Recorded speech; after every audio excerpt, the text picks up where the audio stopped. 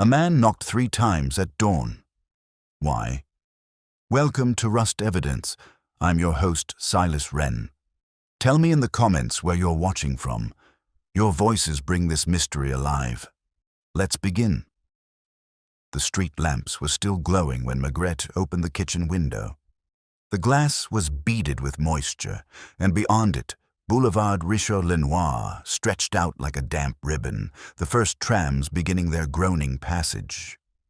A thin drizzle hung in the air, not yet proper rain, only enough to blur the cobblestones and leave the coats of early workers glistening under the lamps.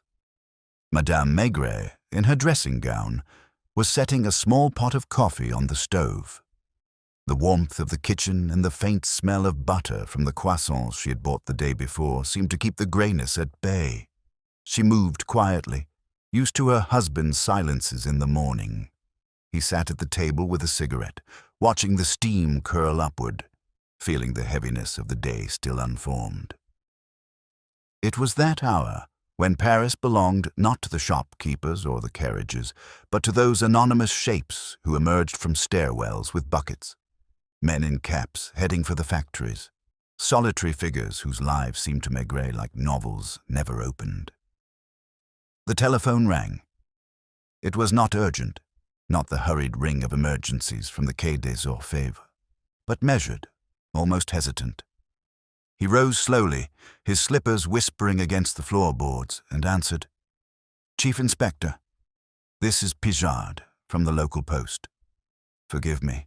It's a peculiar thing. Nothing official, but perhaps—" The man's voice was awkward, deferential. "Yes?" "There's been, well, a man. He knocked at the post office door this morning. 3 times, at dawn. Said nothing. Just knocked. When we opened, he stood there dripping wet as though he had come out of the river. He asked for you, Inspector. By name. Then he disappeared into the fog. Maigret held the receiver against his ear, staring at the faint pattern of condensation on the window. He felt no jolt of surprise, no rush, merely a faint tightening in his chest, the way one feels the air shift before rain begins in earnest. Madame Maigret placed his cup of coffee on the table. She noticed the look on his face, though he said nothing. "Someone from the post?" she asked gently. He nodded, still listening to the hum on the line, though Pijard had already hung up. The drizzle thickened, tapping faintly on the window pane. Maigret sat down again, lit another cigarette, and let the smoke drift. A man who knocks 3 times at dawn. Nothing urgent, perhaps. Nothing at all. And yet Maigret felt in the slow rhythm of that morning that the day had chosen him. He did not hurry. He finished his coffee, let the cigarette burn down to the last bitter inch, and only then rose to put on his heavy coat. Madame Maigret watched him button it without comment. There was nothing to say. In their life there were mornings like this one, when an unimportant phone call tugged at him with a thread too fine to see and yet strong enough to draw him out into the wet air. She handed him his hat. He looked at her a moment longer than necessary, as though fixing the kitchen in his mind. The damp window, the small blue flame under the coffee pot, the basket with yesterday's croissants. As he reached the door, she spoke, not to detain him, but to place a pin in the day. "If he asked for you by name, it's because he knows you would listen." He nodded once and went down the stairs. The courtyard smelled of wet stone and coal dust. On Boulevard Richelieu, the drizzle had thickened into a soft, persistent rain that made the early traffic sound muted, like voices in another room. He walked with his hands in his pockets and his collar turned up, neither fast nor slow. The pavements were already slick, and the drains sucked faintly. He crossed under the plane trees, paused to light another cigarette under a shop awning, and watched a woman in a scarf push open the shutters of a tobacconist, her fingers blue with cold. Paris, at that hour, was a city of small movements. A cart unloading crates of cabbages, a boy with a pail of milk, a concierge sweeping a fan of dirty water into the gutter. There was a rhythm to these things that often brought more truth to Maigret than the rhythm of official work. He turned into the street with the post office, a squat building with a single brass handle polished by decades of hands, its windows filmed with a chill that came from inside as much as from the rain. The lamps were still on, yellow and domestic. A bell jangled when he entered. Not loud, but enough to make the 3 men at the counter look up and then try not to stare. He removed his hat, shook the rain from its brim, and closed the door. The warmth was tinged with the smell of wet wool, glue, and the sour steam of old radiators. "Chief Inspector," said a man with a red nose and a grey mustache, stepping forward from behind a barred wicket. He wiped his hands on his apron as though ink might leap from them to stain a visitor's suit. "Pijard." I phoned. "Pardon me for the hour." Maigret glanced around. In the far corner, a woman in a shawl wrapped a parcel with string, her fingers pinching the knot. A boy sorted envelopes into slots with a quick, bird-like dexterity. On the counter, a puddle no bigger than a hand had dried to a chalky rim. "You said he knocked," Maigret said, as though commenting on the weather. "3 times. Not loud, but firm. I know the sound. It carries through to the back. We were not quite open, only the smaller door unlatched. I went to it because I thought perhaps one of the carriers had forgotten his key. There he was. How old? Not young. 50, perhaps, but perhaps older. It's difficult with men who don't move much in the face. Tall. A little taller than me," Pijard said, straightening as if to measure himself against the memory. "Dark coat. The sort that looks respectable even when it is not new. The collar was turned up, but that's no surprise. It was damp here." He gestured to his own shoulder. "But not soaked." He had water on the brim of his hat and a line on the right sleeve. If he had been in the rain long, he would have been wet through. He spoke. He asked, very politely, if Chief Inspector Maigret might be in. He said it quietly, not like those who make a show of knowing important names. He said it as one would say, "Is the clock working?" I told him it was the wrong place for police, and the wrong hour in any case. He nodded, looked past me at the wall clock as if to be certain he was early, and then he put his hand, only his fingers, on the counter. The fingers were red with cold. They trembled once. Then he thanked me and left. "Which way?" "Toward the canal," Pijard said without hesitation. I watched him go down the street. He walked as if he had nowhere particular to be and yet could not stop. "You know that way of walking." He held his hat close to his head with one hand. Though the wind was not strong, Maigret smoked and said nothing. He turned and looked at the door where the bell hung. It had a slightly uneven tongue. 3 knocks would sound different here than on a wooden door. He imagined them, spaced, almost courteous. The boy at the sorting table cleared his throat. "You have something to add?" Maigret asked without looking at him. The boy flushed, surprised to be included. Only that his shoes were dirty on the sides, not the soles. The soles were almost clean. I saw because when he turned the corner, he stepped off the curb. The sides had a grey paste, the kind from the embankment. When it rains, it gets soft like soap. The soles were dark, but not clotted. "Merci," Maigret said softly. It was a small thing, the kind that might yet be nothing. He let it slip into the pocket of his mind where small things waited. "Would you like to see where he stood?" Pijard offered. It was the sort of offer made by a man who wished to be helpful and also to have his anxiety confirmed as justified. "If you like," Maigret said. They moved to the short rail that separated the public space from the back.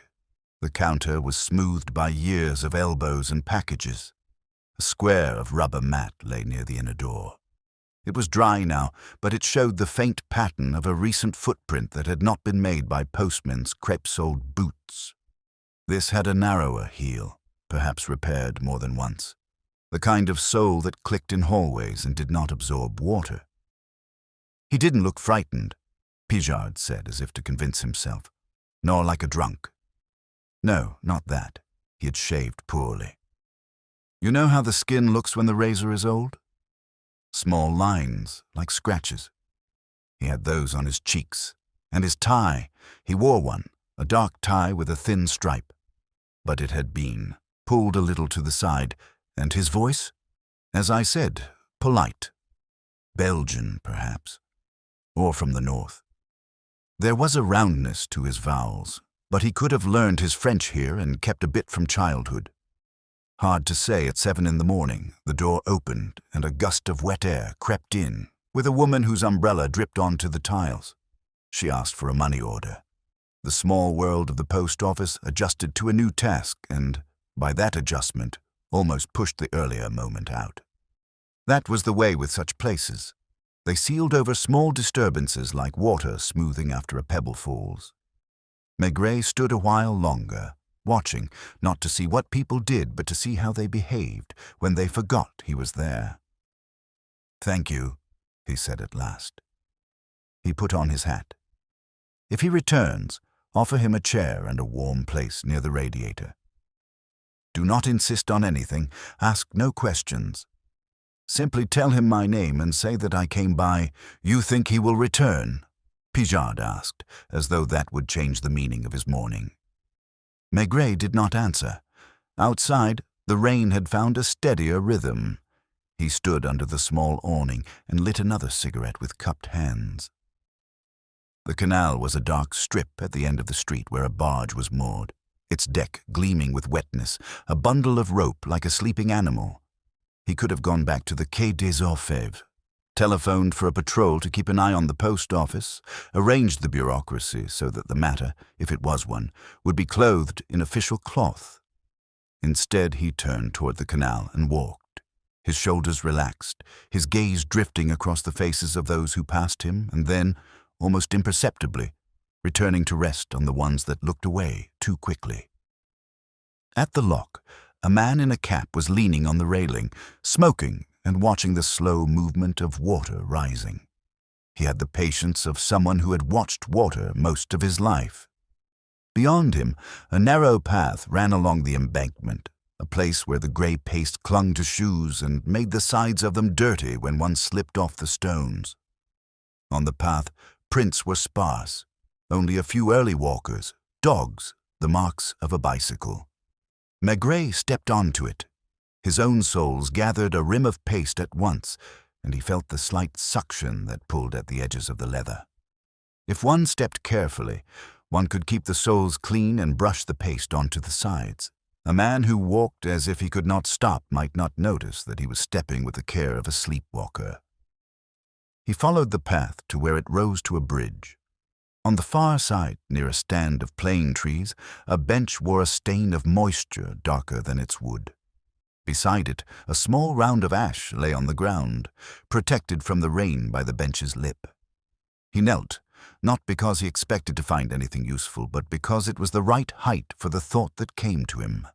A man would sit here to look back at the post office, which from this angle could be seen through a gap in the trees. He might have smoked with his hat brim tilted to keep the rain off, not from habit, but because hands need something to do when the head is full. He did not take out his notebook. He did not measure the ash with a matchstick or scrape it into an envelope. He stayed until a tram rattled across the bridge and the breeze its passing stirred made the ash disappear into the damp.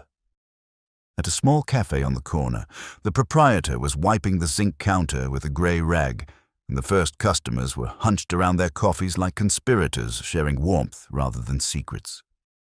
Maigret entered and ordered a calvados with his coffee. He stood to drink it, his back to the street, his eyes on the mirror behind the bottles.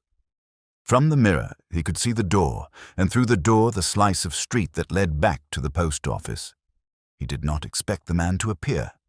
He simply let the possibility take the place of thinking. It was an old trick of his, to wait in the manner of wood-absorbing rain. "Inspector," said a voice at his elbow. It was a thin, gloomy voice, and before he turned, he knew it. Longnon, damp, his coat too small across the shoulders. his expression as though someone had taken pleasure from him and left him the bill. "They told me at the office you were out. I suppose you're out on something that isn't anything." "Probably," Maigret said.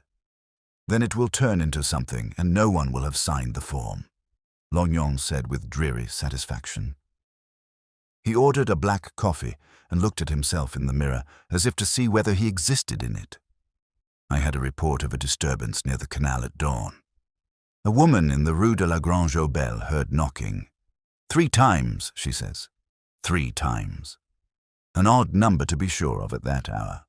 She did not open her door, naturally. People are getting cautious. There are thieves who Count Maigret stirred his coffee, though he had already finished it. 3 knocks, he repeated, and the words made a small circuit in his head, joining the bell at the post office, the bench under the plane trees, the ash that had vanished. "Which house?" "Number 21, Lognon said. "A boarding house. The concierge is a woman who looks as if she ironed her face with her aprons.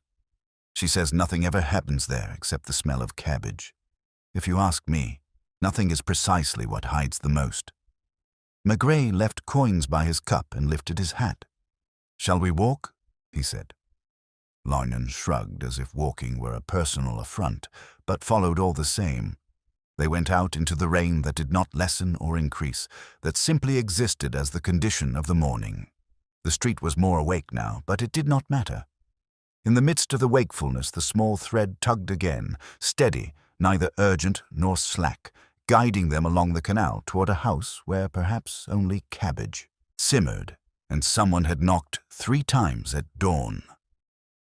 The concierge at number 21 Rue de la Grange aux Belles had the look of someone who had spent her entire life in one place and had come to resemble its walls. Grey, a little cracked, and yet somehow stubbornly solid. When Maigret and Lognon arrived, she was standing just inside the door, her arms folded across her apron as if the posture itself could prevent trouble from entering. Her eyes flickered to the inspector's badge, then to Lognon's soaked shoulders, and then settled into a weary resignation, the kind that comes from knowing that police are like rain. They arrive whether one wants them or not. "You've been told foolishness," she muttered, her lips tight. 3 knocks at dawn. Do you think I open to every noise on the street? A woman can imagine. These walls carry sound. Sometimes it's the pipes, sometimes a drunk. But you did hear it? Maigret said quietly, not asking, simply stating the fact as though it were already decided. She pursed her mouth, considering whether to argue. In the end, she gave a reluctant nod. "Yes, 3 knocks. Distinct. Not at my door, mind you, but at the main door. This one," she tapped the wood with her knuckles. "I did not open. Who would at that hour? My husband is gone 5 years now, God rest him. A woman alone opens doors for no one. At dawn, Maigret accepted this with a slight dip of his head. What time exactly? Nearer to 5 than 6. Still dark, though the lamps were out. And after the knocks? Nothing. I waited, listening. Then footsteps going away, not hurrying, not running. Just walking. A steady tread, like a man with nowhere urgent to be. I pulled the curtain and saw only the back of him turning the corner. A hat, a dark coat. That is all. She seemed almost embarrassed by the inadequacy of her description, and her hands tightened against her apron. Was he someone you recognized? No, I would have said so. We have 23 tenants, Inspector. I know the sound of their shoes, the way they hold themselves. This was not one of ours, and we have few visitors at that hour, I assure you. Lognon shifted impatiently, his gloom curling at the edges into something close to irritation. "We can speak to the tenants," he said, as though it were a punishment. The concierge gave a small, dry laugh. "You can, but you will find them ordinary. Clerks, shop girls, a retired soldier who drinks too much wine, a widow who sews until midnight. People with little money and less amusement. If one of them knocks at the door in the rain before dawn, it is because they have lost their key, and then they ring the bell until I curse them from the window. This man knocked and left. He was not one of mine." The hallway smelled faintly of boiled cabbage, as she had warned. The tiles were damp where the rain had blown in, and the staircase rose with the solemnity of something that had seen many slow steps, but few hurried ones. Maigret's eyes drifted upward, not because he expected to find anything visible, but because the walls seemed to hold on to sounds longer than necessary, as though the building itself remembered them. "Do you mind if we sit for a while in your lodge?" he asked. The request surprised her, but she led them to the small glassed cubicle where she kept her chair, her knitting, and a brass lamp with a milky shade. From here she had command of the entrance and of the courtyard through another window. Maigret sat, filled his pipe, and let the smoke curl until it softened the edges of the glass. "You said the footsteps were steady," he murmured. "Yes. Not heavy. Medium, not young. Not old, not limping. Would you say a man used to waiting?" The concierge frowned, uncertain.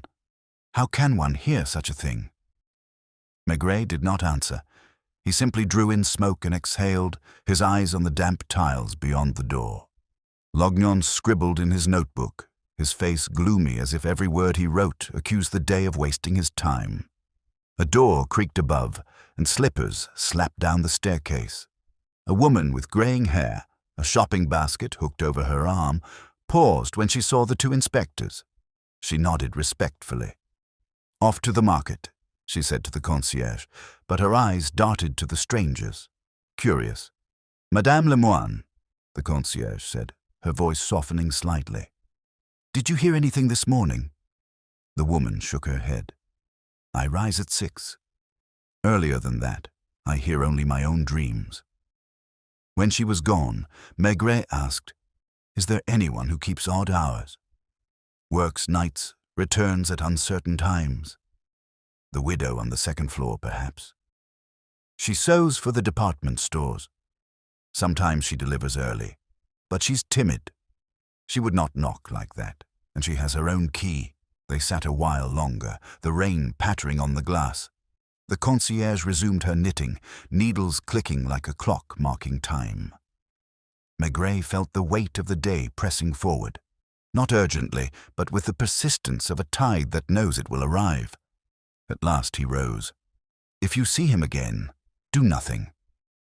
Just note the time. If he knocks again, count the rhythm. Was it 3 even knocks or a pattern?"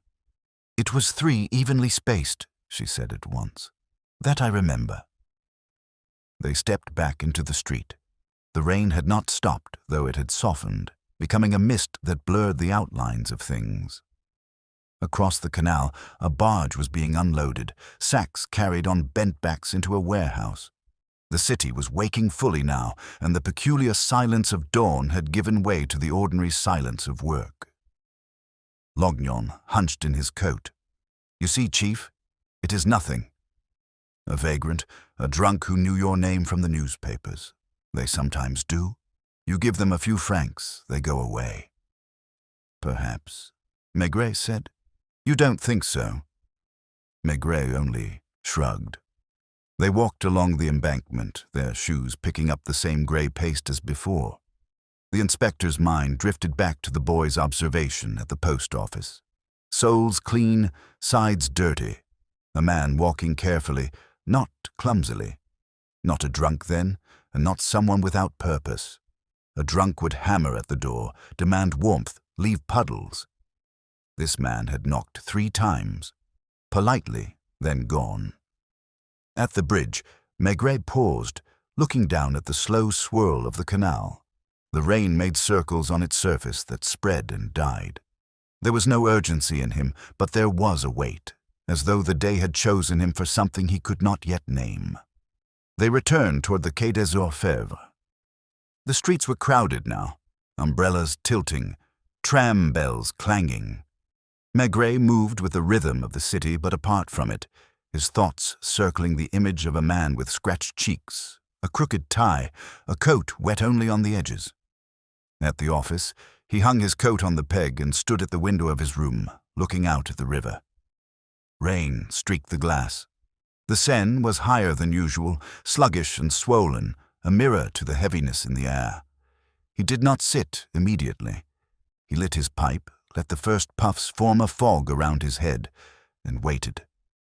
By mid-morning, reports had begun to cross his desk. Thefts, disturbances, an assault near Les Halles.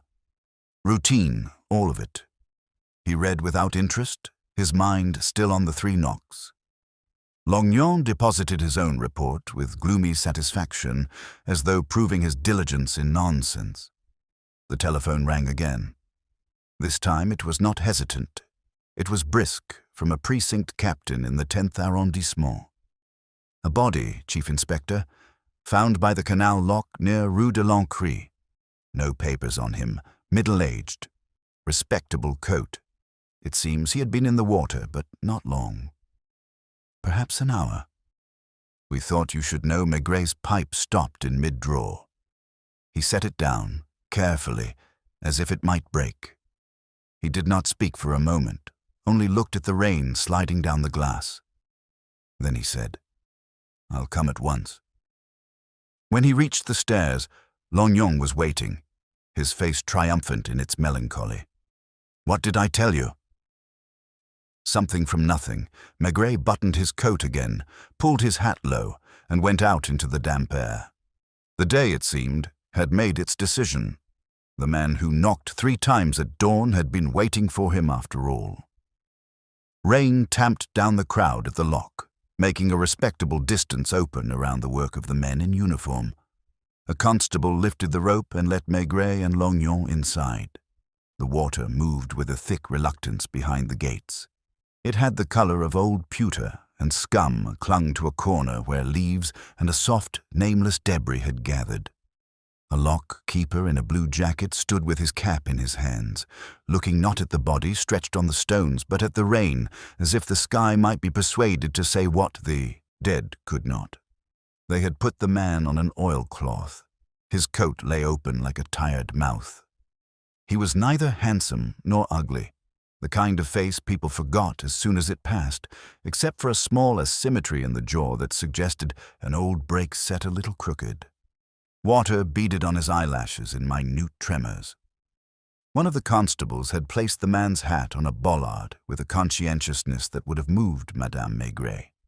The hat brim still held droplets like threaded glass. "Pulled him out not half an hour ago," the captain said, stepping up beside Maigret. "A boy from the bakery saw something bump the gate and ran to fetch the keeper." He was near the surface, as if he had only just decided which world he belonged to.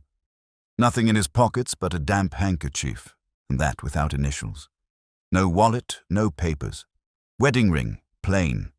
He's not yet puffed, so I'd say he went in not long before we found him. Maigret squatted, his trousers darkening where the damp reached for them. He put a finger on the cloth of the dead man's lapel. It was cool, not sodden. He lifted the edge and saw the lining, clean with the faint polish of use and care.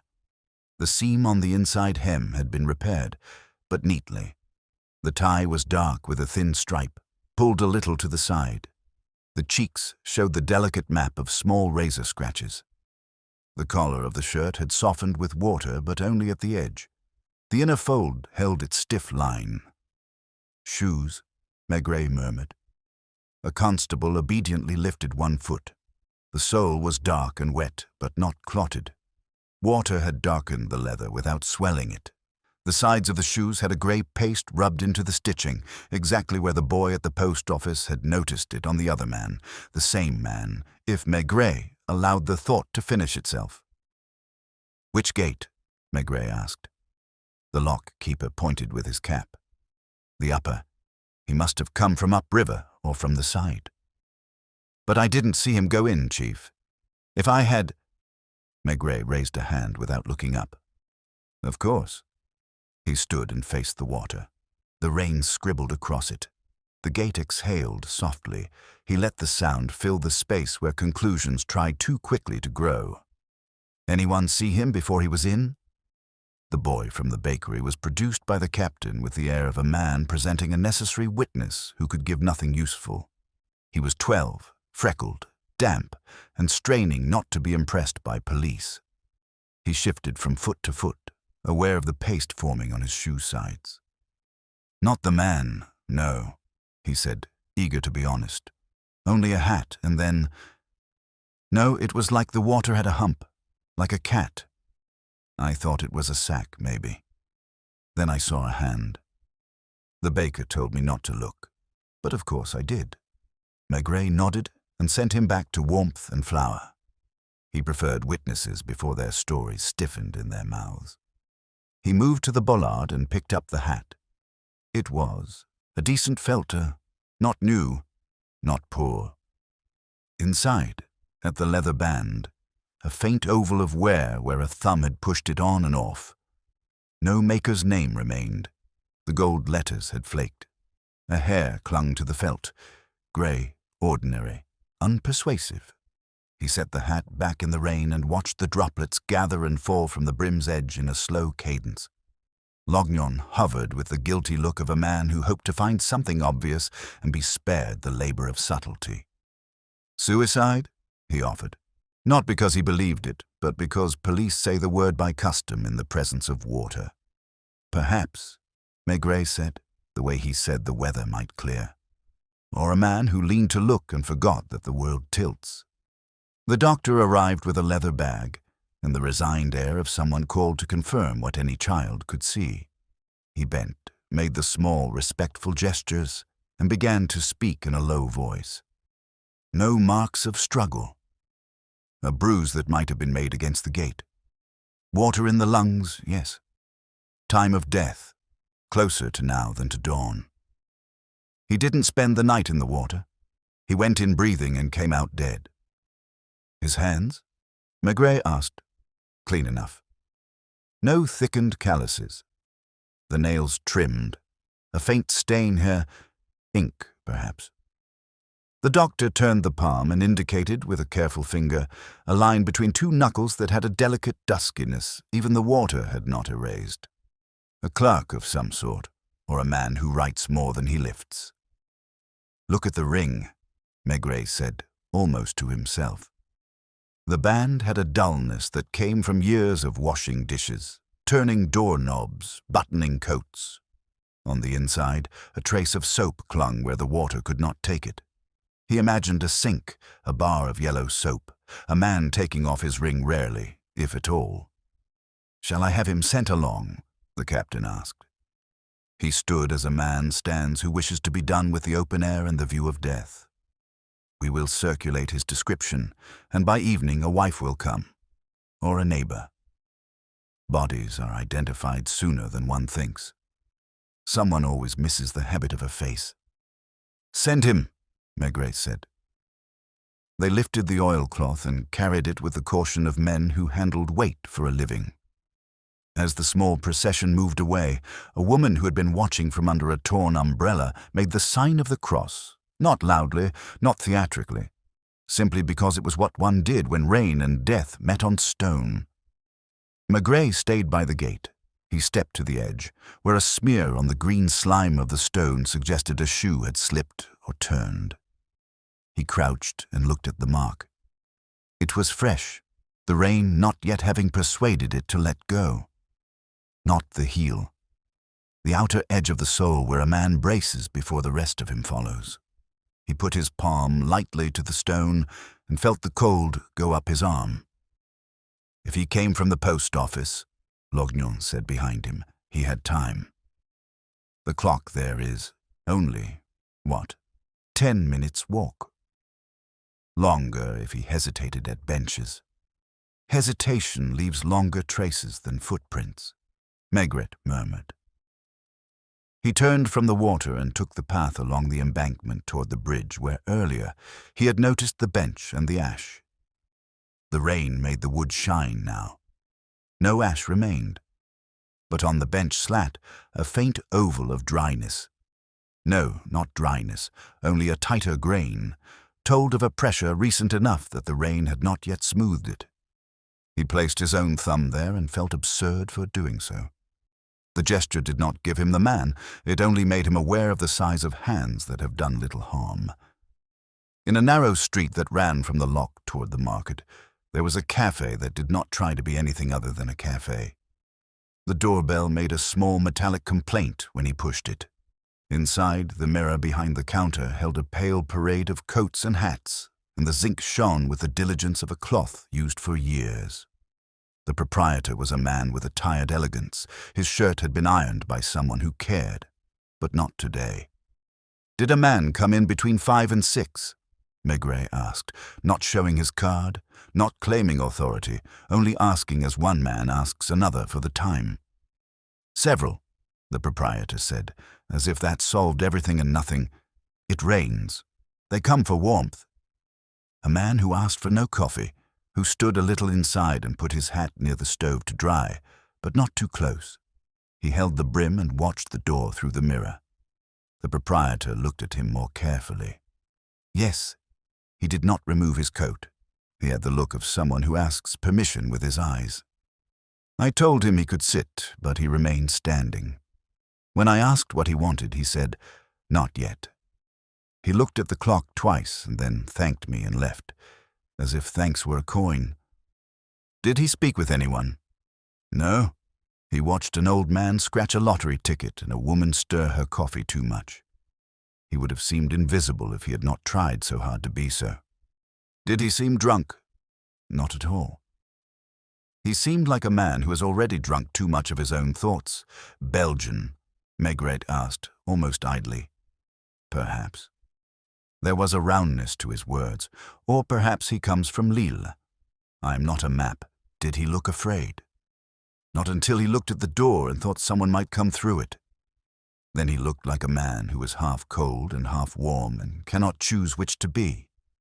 Merci, Maigret said. Outside again, he stood under the awning. The street had a movement now that passed for cheerfulness in a wet city. People walked faster, umbrellas tilted like shields. A dog shook itself and sent a small circle of dryness around its body. He thought of Madame Maigret in the kitchen with the blue flame, the smallness of the world that could hold a man until he left it to stand by a canal. He turned his collar up and began to walk, not back to the office yet, but toward the post office again, because places that repeat themselves often confess. At the corner, a flower seller under a ragged canopy arranged damp carnations with a tenderness usually reserved for children. When he asked if she had been there at dawn, she nodded. I'm always there at dawn. Flowers don't care for clocks. Did you see a man knock at the post door? She pursed her lips, remembering with the neatness of someone who counted change by instinct. Yes. He knocked like a person who hopes for an answer but believes he does not deserve one. I thought he would knock again, but he did not. He turned away and looked at the flowers as one looks at a bakery when one has already eaten. Did he buy? No. He seemed to think buying would make a promise he could not keep. What sort of flowers did he look at? She smiled at the question, not because it was foolish, but because someone had finally asked her something that mattered to her. Not the red ones, the white chrysanthemums and then the small violets, as if the smallness were the point. When he left her, he felt the day draw a little tighter around something that had not changed its shape, but had admitted its texture. On a side street near the post, he saw a sign for a boarding house. Another, not number 21. The paint on the gate flaked in long, patient strips. A woman was polishing the brass of the bell with a rag. She looked up without curiosity. Do you have a tenant who did not return last night? He asked. We have many who return later than their promises, she said. Promises are cheaper than rooms. A middle-aged man, respectable coat, not a drinker, the kind who holds his tie straight even when no one is watching. She almost smiled. We have one like that. 2, even. Which one did you mean? He did not press. He asked for names, received them, let them sit on his tongue without swallowing. Names in such places often turned out to be the first disguise. He left his card, not because he believed in its magic, but because it provided an excuse for someone to call when their loneliness overcame their caution. By noon, he could have returned to the Quai des Orfèvres and written a report that would satisfy a captain and fill a file. Unknown male, approximately 50 to 60. Found in canal near Lock, No papers, wedding ring, signs of recent shaving, possible northern accent. Had inquired after Chief Inspector Maigret at post office, time between 5 and 6. The line would be drawn, the ink sanded, the paper initialed. Instead, he walked to a small restaurant on a quiet street where the steam clouded the windows and the tables wobbled a little. He took a corner table and ordered nothing yet. He placed his hat on the chair beside him and warmed his hands around the idea of a bowl of soupe à l'oignon without telling the waiter. When the door opened a fraction, a woman slipped in and stood just inside, blinking at the transition from rain to steam. She wore a plain dark coat and carried an old leather handbag in both hands like a small animal. She looked around with the hesitancy of someone who expects not to find who she is looking for. Her eyes fell on Maigret, not because his face was famous, but because he occupied space with a kind of patience that made him visible to those who needed such a harbor. She approached the table without deciding to. "Monsieur," she began, her voice thin, and then, gathering herself, "Chief Inspector? They told me at the post that a man asked for you, and the flower woman said you asked about him. I think I know who he is." She did not sit. She held her handbag harder. Maigret looked up at her and said nothing for a moment, not to be dramatic, but to let the noise of plates and spoons fall away, to give the words the room they needed. He gestured gently to the chair. She did not take it. She shook her head as if to sit would be to acknowledge something she could not bear. Rain dripped from the edge of her coat onto the tiled floor, making a small, regular sound. "Tell me," he said, in the voice he used at home when Madame Maigret spoke of a neighbor's headache, a recipe that failed, a letter from a cousin. The woman swallowed and opened the bag, not to take out a handkerchief, but to hold the bag wider as if the words might need space to come out. Her fingers fumbled inside the handbag as though the thing she meant to produce had grown slippery in the damp. At last, she brought out a folded envelope, worn at the creases, its edges softened by being handled too often. She placed it on the table without letting go, her hand trembling faintly. "He is my husband," she whispered. "Henri d'Harcourt." Or he was. The correction came with a small, sharp intake of breath, as though speaking of him in the past tense scraped her throat. Maigret didn't reach for the envelope. He let it sit there under her hand, the way one lets a frightened bird rest until it chooses to move. He studied her face, plain, lined from years of small worries, not old yet but aged by caution. Her eyes were red-rimmed, not only from crying but from lack of sleep. "You're certain it was him?" Maigret asked, his tone soft, almost conversational, as if they were speaking of someone who might yet walk through the door. "I saw him yesterday morning. He left with his briefcase, as always, said he was going to the office. He kissed my cheek.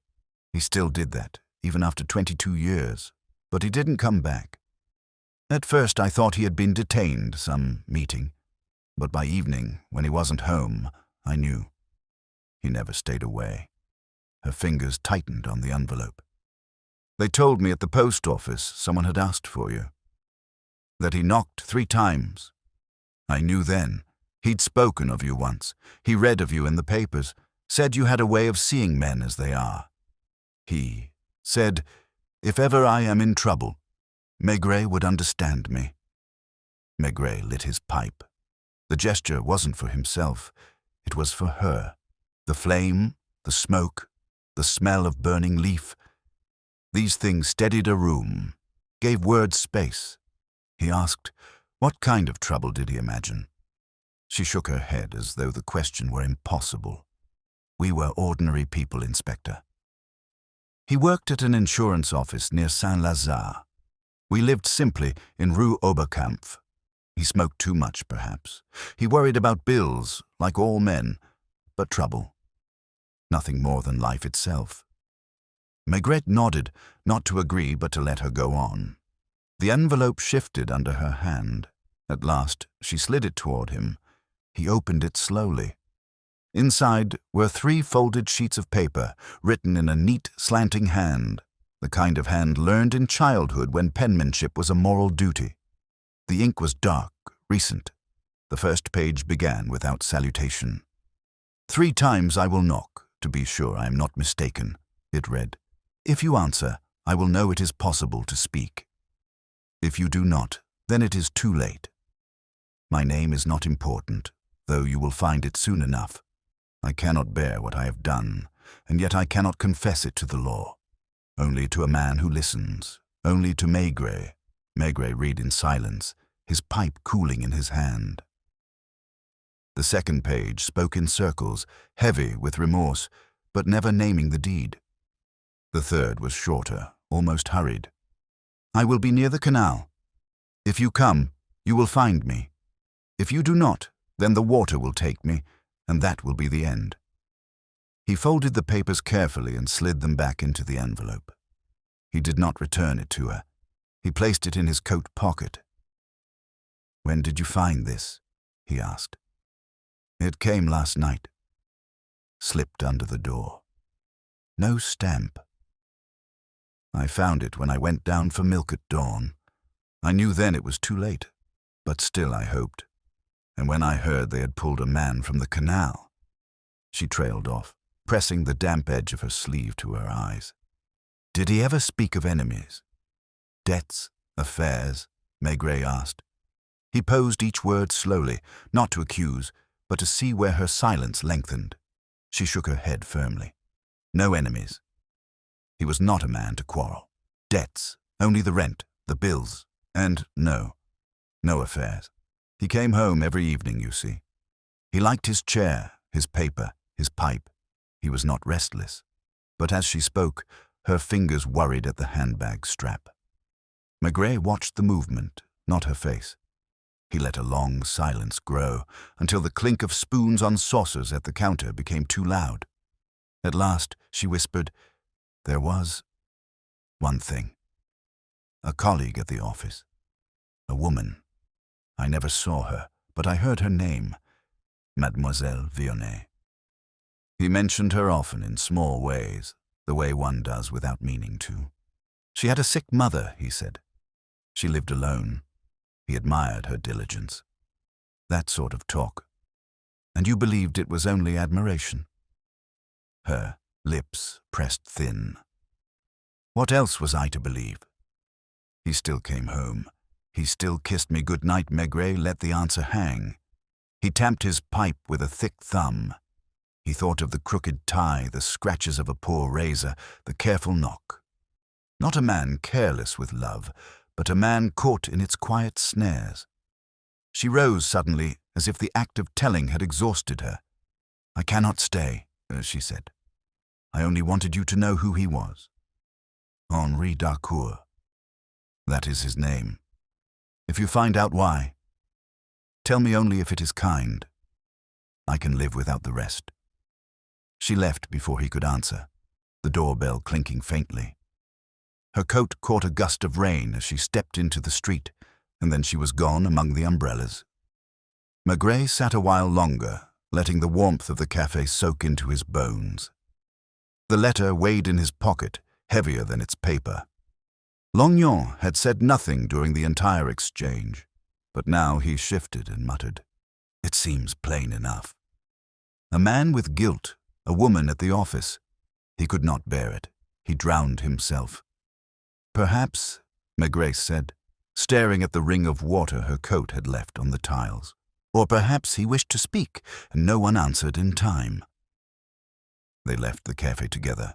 The rain had eased to a fine mist, the kind that lingers and makes everything seem unfinished. They walked back toward the Quai des Orfèvres. The streets were fuller now, vendors calling, tram bells clattering, but for Maigret, the city seemed hushed as if listening. In his office, he spread the letter on the desk. The handwriting was steady, not the scrawl of a man undone. The words circled but never landed, like a bird afraid of its perch. He thought of the mention of a deed, unnamed but heavy enough to crush. He thought of Mademoiselle Vionnet, the colleague with a sick mother. He sent for Janvier, the young inspector, with an easy smile. Go to the insurance office near Saint-Lazare. Ask about Henri d'Harcourt. Quietly, speak to his colleagues, especially a Mademoiselle Vionnet.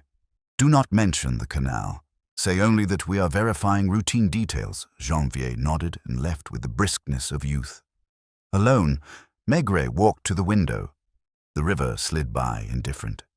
He lit another pipe, filling the room with its sweet, heavy smoke. He felt no triumph, no urgency, only the sense that he was keeping company with a man who had asked for him at dawn and whom he had not met in time. By late afternoon, Janvier returned. His report was simple. Henri d'Harcourt had indeed been a clerk at the insurance firm for nearly 20 years. He was well-liked, punctual, modest. Colleagues spoke of him as steady, perhaps too steady. He never joined them for drinks, preferring to go home. As for Mademoiselle Vionnet, she was in her 30s, unmarried, living with her ailing mother. She confirmed knowing d'Harcourt well, working alongside him daily. She said he had been kind, sometimes too kind. When asked if their relationship went beyond the office, she flushed, hesitated, and said no. But her hands, Janvier noted, trembled slightly when she folded her papers. Did she know he was married? Maigret asked. Yes, everyone did. And yesterday? Did she see him? She said he left at noon, looking pale. He told her he had something to settle. He did not return. Maigret listened, puffing slowly at his pipe. He asked nothing more. He dismissed Janvier with a nod. When the office was quiet, he sat in the half-light, listening to the rain's last insistence against the window. The case was beginning to form a shape, but not one he trusted yet. A man with remorse, a woman at the office, a wife at home, a letter written, a knock unanswered. But beneath it all lay something else, a small shift in the air he could not yet name. He thought again of the 3 knocks. Not desperate, not angry, polite, measured. A man announcing himself not as a criminal, but as a supplicant, and when no one opened, he turned away, not surprised, not betrayed, only resigned. The river outside carried the city's reflections like confessions whispered too late, and Maigret, heavy in his chair, felt the weight of one more life he would have to piece together from silence. The day slipped toward evening with the slow inevitability of rainwater finding its course. A grey light pressed against the windows of the Quai des Orfèvres. The lamps in Maigret's office threw their glow only a short distance before being swallowed by the gloom. He sat with the envelope in front of him, the 3 pages spread out once more, as if a second or third reading might coax the missing word from between the lines. The letters were calm, too calm, the script neat, the rhythm measured. They did not carry the breathless confusion of a man on the brink of self-destruction. They were written by someone who still believed he could choose how to be seen. He thought again of Madame d'Harcourt's face, its exhaustion tempered by loyalty. There was no hysteria in her, only a tired acceptance that Henri had been carrying something she could not share. And then the colleague, Mademoiselle Vionnet, her hands trembling at her desk, her cheeks coloring. It was not love, perhaps, but proximity and loneliness. Small, ordinary threads that twist tighter than chains. Maigret tamped his pipe, lit it, and let the smoke settle in layers around him. He would have to see her himself. January's eyes were good, but young. They noticed tremors, not silences. He rose, put on his heavy coat, and left the office without hurry, his steps echoing on the worn stairs. The insurance firm's building stood near Saint-Lazare, its stone facade dampened by the rain.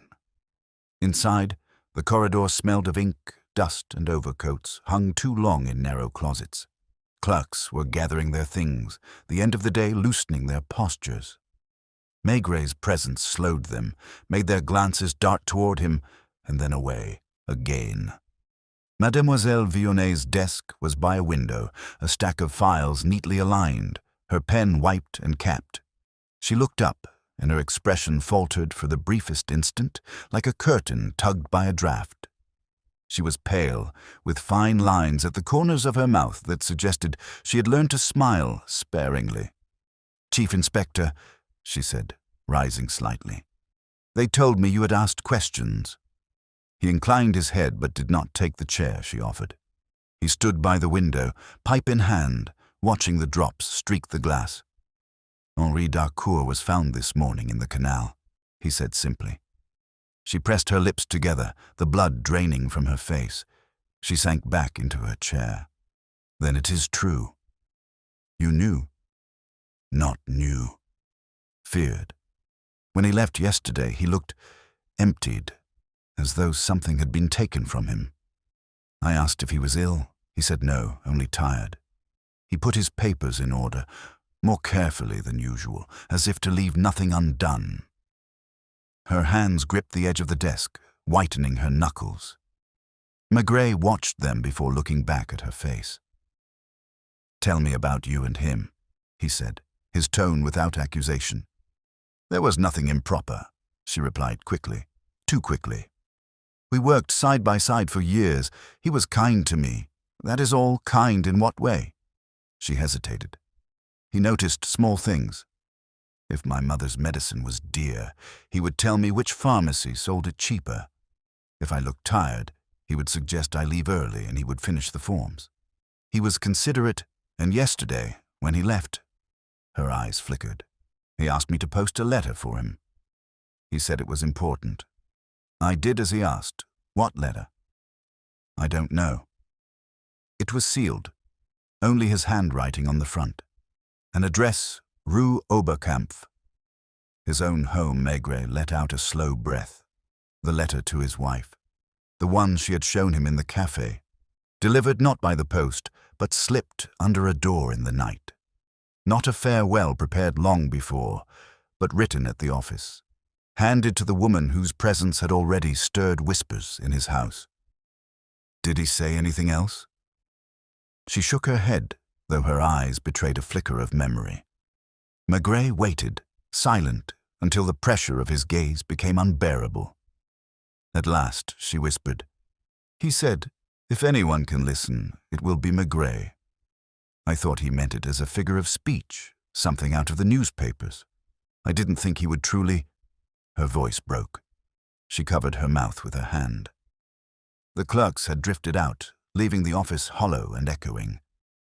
Maigret walked slowly to her desk, not to loom, but to see her face more closely. "Did you love him?" Her hand fell to her lap. She did not answer immediately. "I don't know what love is," she said finally. "I have my mother, my work. Henri was kind. He spoke to me as though I mattered. Perhaps that was enough." He nodded. "And yet, he ended in the water." She closed her eyes. "Because he was too kind, too divided. A man cannot belong to two lives." Without tearing, Maigret left her with a gentle nod.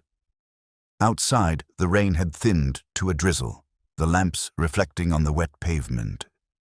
He walked with heavy steps back toward the Seine, his pipe extinguished but still between his teeth. At the Quai des Orfèvres, he found Lognon waiting in his office, damp and sulky. "There's more," Lognon said, dropping onto a chair without invitation. "A witness at the lock swears he saw another figure there just before the body appeared.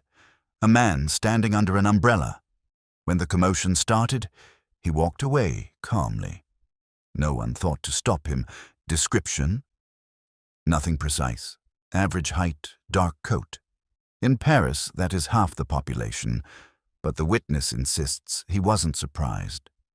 As if he had been waiting for it, Maigret sat heavily behind his desk, drawing the envelope from his pocket once more. The letter spoke of a deed, of something done that could not be confessed to the law. He looked at the calm, neat handwriting. If d'Harcourt had gone to the water alone, it was one thing. But if someone had been there, watching... He closed his eyes, exhaling smoke that had gone cold. The rhythm of the day tightened further. A man had asked for him, not the police. 3 knocks at dawn, measured, polite, a wife with tired loyalty, a colleague with trembling hands, a witness who saw another man under an umbrella, present and absent at once. "Find the witness," Maigret said. "Bring him here. And send someone to Darcourt's rooms in Rue Oberkampf. Quietly. Speak to the neighbors. Ask if they saw anyone slip inside last night," Lognon scribbled, his face gloomy with the satisfaction of more work. He left without further comment. Alone again, Maigret turned his chair to the window. The river moved sluggishly in the dusk. Lamps burned yellow on the bridges, their reflections quivering. He lit his pipe afresh, filling the room with the odor of burning leaf, and let the silence press against him. It was not the evidence that gnawed at him, nor even the absence of it. It was the image of a man who had asked to be heard, who had knocked 3 times, not for the law, but for one listener. And when the door remained shut, he had gone to the water or been led there, quietly, like a man resigned to the inevitable. The investigation was not a matter of guilt and proof, not yet. It was a matter of listening, of letting the silence between words grow heavy enough to bend toward the truth. And Maigret, weary but patient, was ready to wait as long as the rain itself. The lamps outside his office had burned into full glow by the time the knock came on his door. Not 3 this time, only 1, an ordinary rap, the kind made by someone with no poetry in him. It was January, his hair damp from the street, his coat slung over his arm. He closed the door behind him and leaned forward slightly, as though the weight of what he carried was not in his hands, but in his chest. "The neighbors at Rue Oberkampf," he began. "They saw something last night. Madame Favier, who lives on the same floor as the Darcourts, says she heard the door at around 10. She assumed it was Monsieur Darcourt returning late, but when she looked through her peephole, she swears it was a different man. Shorter, heavier, carrying an umbrella, though it had stopped raining. He went inside, stayed only a few minutes, then left again. She didn't think more of it until she heard he was dead."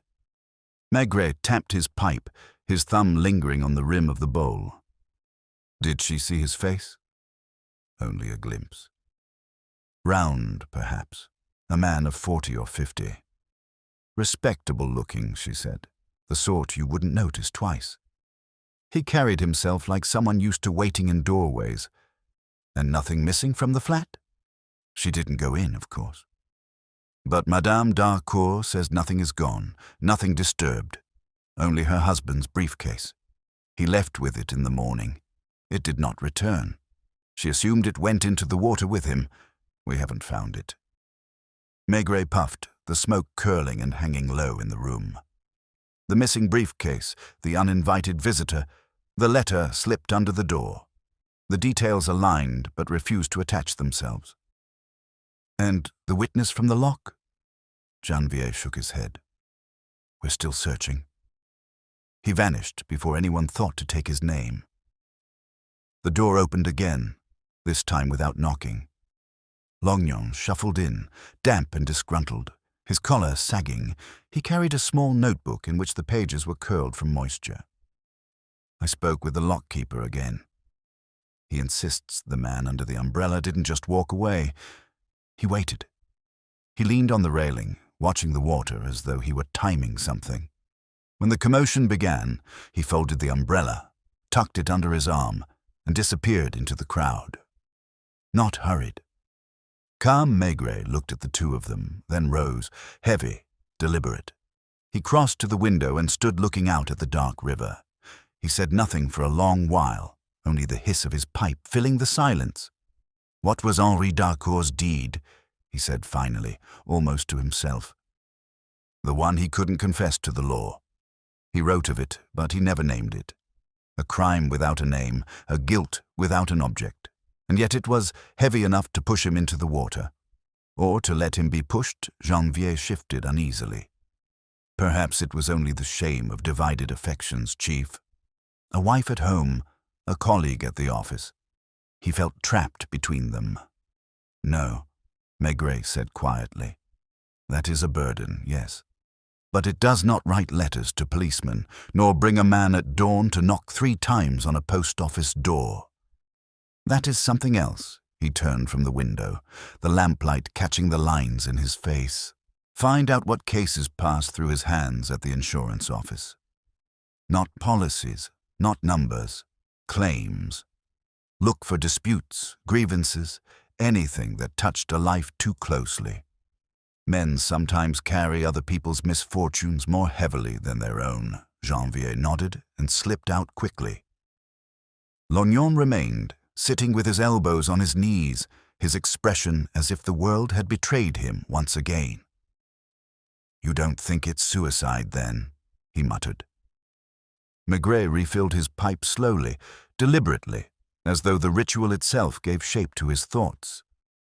"I think a man who intends to die does not ask to be heard. He confesses, he apologizes, he begs forgiveness. But Henri d'Harcourt asked for silence to be broken. He asked to be seen. That is not the gesture of one ready to leave. That is a gesture interrupted." The room fell into a heavy quiet. Beyond the window, the lamps along the quay burned in watery halos, their reflections shivering. Somewhere downriver, a tug sounded its horn, a low, mournful call. Later that evening, when the building was nearly empty, Maigret walked alone through the damp streets. He turned into a cafe not for food, but for the warmth of steam on the windows and the comfort of human murmur. He sat at the counter, ordered a calvados, and let the glass sit untouched before him.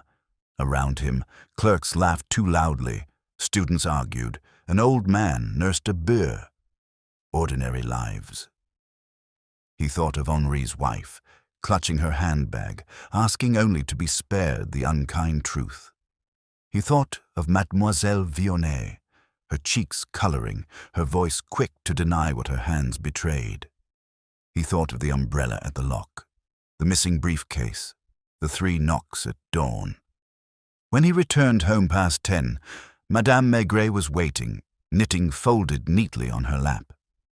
She studied his face with quiet concern, but did not question him.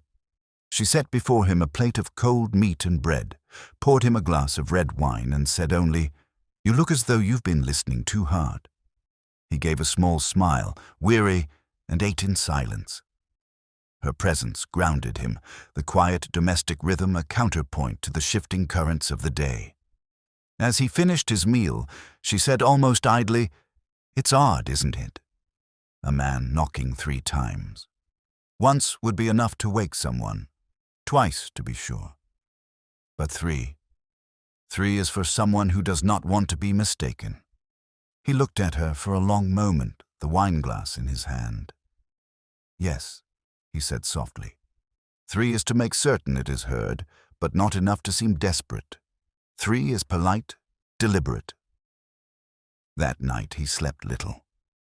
Rain tapped against the window, and in his dreams, a man stood under an umbrella by the canal, waiting for something unseen to happen.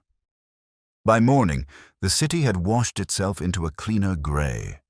At the office, Janvier was already waiting, his cheeks flushed with the energy of youth and discovery.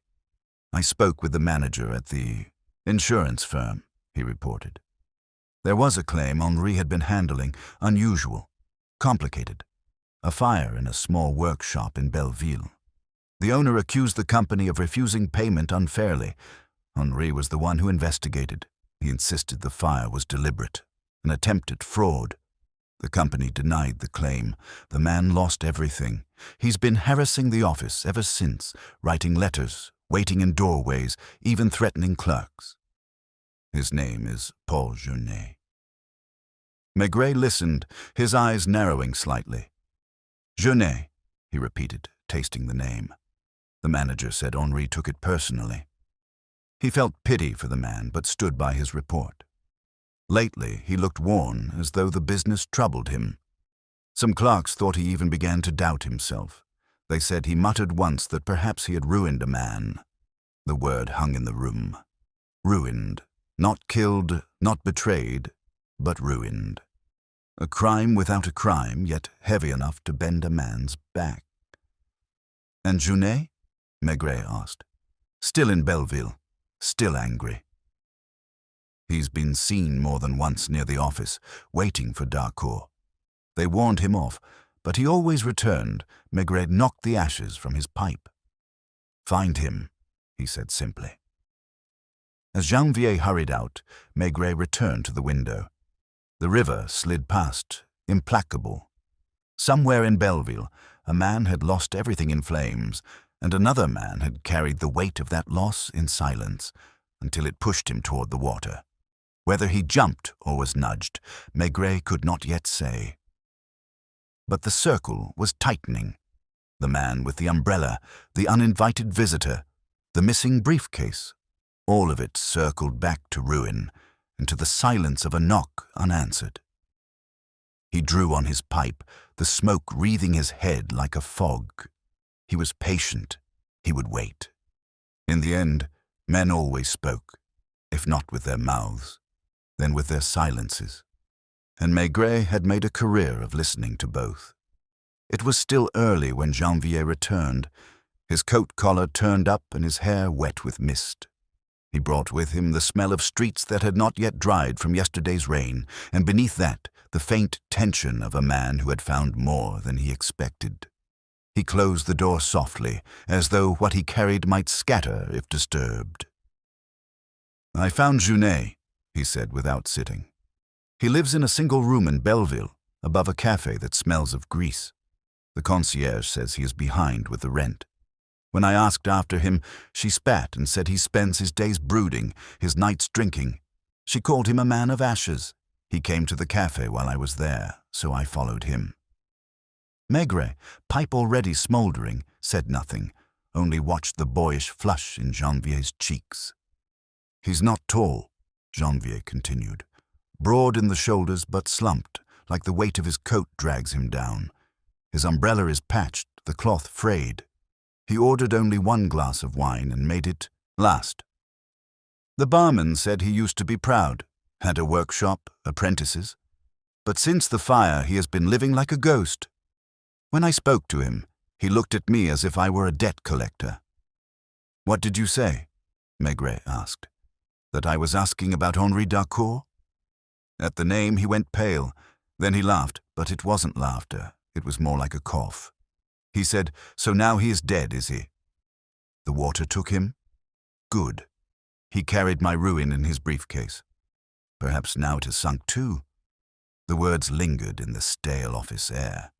Maigret tamped his pipe slowly, pressing the ash with deliberate care. He admitted knowing? Janvier nodded. He said d'Harcourt destroyed him. He kept repeating it. He destroyed me. He destroyed me. But when I asked if he had seen d'Harcourt yesterday, he grew evasive. He said he sees him every day in his dreams, in the flames, in the water. He would not answer directly. He drank quickly and left. Follow him? Yes. He went back to his room, shut the door. I waited in the cafe below for an hour. No one else went in or out. Maigret leaned back in his chair, heavy, his hands resting on the arms as though they belonged to someone older. A man ruined, he said softly. And d'Harcourt, a man who could not live with having ruined another. That is the weight between them. Lognon entered then, damp and joyless, his notebook under his arm. He threw it on the desk as if to make a point. Your Junet was seen near the lock. A shop girl across the canal remembers a man with an umbrella, standing still while others hurried past. She says he wasn't watching the water, but watching the men who pulled the body from it. When she told me this, she shivered as though he had looked through her. It matches the description. Janvier shifted, uneasy. He said he wished the briefcase had sunk. Do we know if it did? Maigret shook his head. No briefcase was found? He rose, slow as always, and went to the window. The river lay beneath the bridge, heavy, opaque. The barges moved as they had yesterday, the same gulls turning above them. Sometimes, he said, a thing is missing not because it is lost, but because someone keeps it. That afternoon, he sent Janvier back to Belleville to watch Junet discreetly, not to confront, not to press, only to see who came and went. He told Lognon to speak again with Madame d'Harcourt, to sit with her quietly and notice what her silences carried. Alone, Maigret returned to the canal. The rain had ceased, leaving the stones slick with a thin sheen. The lock gates groaned faintly, wood against water. He stood where the body had been pulled out, hands deep in his pockets, pipe cold. Passers-by looked at him curiously but did not linger. He might have been a man waiting for someone who never came. He thought of the letter, of its measured words, its deliberate handwriting. Not a farewell, but a request. A man who had ruined another and wished not for absolution, but for understanding. To be heard, nothing more. And yet, before that could happen, another had come with an umbrella, waiting, watching. When he returned to the Quai des Orfèvres, the building smelled of wet coats and stale tobacco. A note awaited him from Lognon. Madame d'Harcourt had been calm, composed, until the subject of the briefcase arose. Then her voice faltered. She insisted she had not seen it since the morning Henri left, but she wrung her hands, a gesture too raw to be false. When pressed, she said only, "I would rather not know what was inside." Maigret folded the note and slipped it into his pocket. He lit his pipe again, the smoke coiling upward. He could feel the circle tightening, each silence speaking more than words. By evening, Janvier returned, weary but alert. He met no one, he reported of Junet. He went out once to buy bread and cheese, then shut himself in again. But I noticed something. In his room, when the door opened briefly, I glimpsed a leather case propped against the wall. Old, worn, but respectable. It could be d'Harcourt's. Maigret exhaled smoke slowly, as though releasing thought with breath. "A man ruined," he murmured. "A man who ruins, and then cannot live with it. Between them a briefcase, perhaps with papers, perhaps with nothing, only the weight of guilt. And in the middle, the water, patient as always." He sat heavily, folding his hands on his desk. "We will speak to Junet tomorrow, not to accuse, to listen. Men like him talk when they believe no one cares what they say. That is when the truth comes out. The river outside whispered in the night, steady, indifferent. And Maigret, pipe glowing faintly in the dim office, waited as he always did. Not for evidence, not for confession, but for the moment when silence itself would break. Morning had the washed look of a city that had wept and then composed itself. The pavements were still dark, the gutters rinsed clean, the smell of damp stone steady in the air. Maigret arrived earlier than usual at the Quai des Orfèvres, shrugged off his coat and let the room take his weight. He did not sit. He stood by the window a while, pipe unlit in his hand, watching a barge shoulder past the bridge as if nothing in the world could make it hurry. When he finally lowered himself into the chair, the springs sighed in a familiar way, as if they too knew there was work that could not be forced.